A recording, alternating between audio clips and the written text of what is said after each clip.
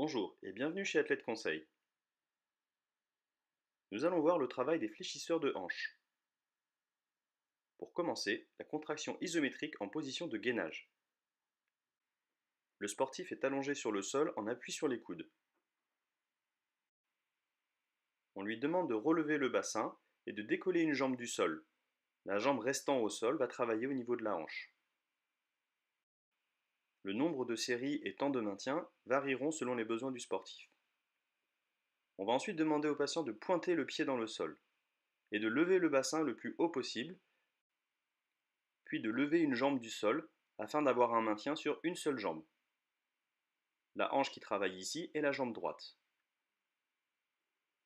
Pour augmenter la difficulté, nous allons cette fois demander au sportif de toujours pointer les pieds au sol et d'avancer les coudes.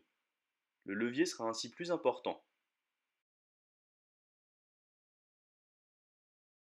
Le travail debout en course interne. Le sportif est donc debout et nous allons lui demander de lever une jambe accrochée par un élastique et de tendre au fur et à mesure le pied en avant.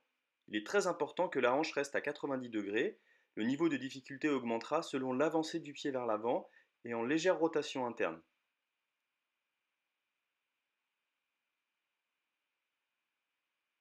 Une variante de cet exercice consiste à recruter avec les fléchisseurs de hanche les rotateurs internes.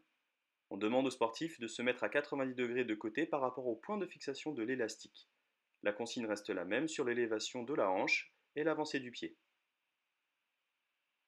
De l'autre côté, nous obtiendrons une contraction des fléchisseurs de hanche accompagnée des rotateurs latéraux de hanche.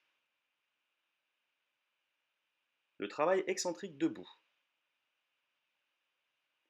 L'objectif est d'amener un déplacement du centre de masse, votre bassin, vers l'arrière. C'est ainsi sur l'exercice que la jambe gauche travaille. Plus le genou est tendu, et plus on aura un recrutement moteur important du muscle psoas. Le nombre de répétitions et séries varieront selon les besoins. Le travail excentrique du droit fémoral. Cette fois-ci, on demande au sportif de fléchir le genou aux alentours des 60 degrés. On doit toujours se pencher en arrière pour amener le bassin en direction du mur. Le nombre de séries et répétitions varieront selon les besoins. Des erreurs sont parfois faites sur cet exercice, et notamment sur un exercice de squat. Ce peut être un exercice complètement à part, mais est souvent utilisé comme compensation pour les sportifs. Il faut faire attention à ce que cela n'arrive pas.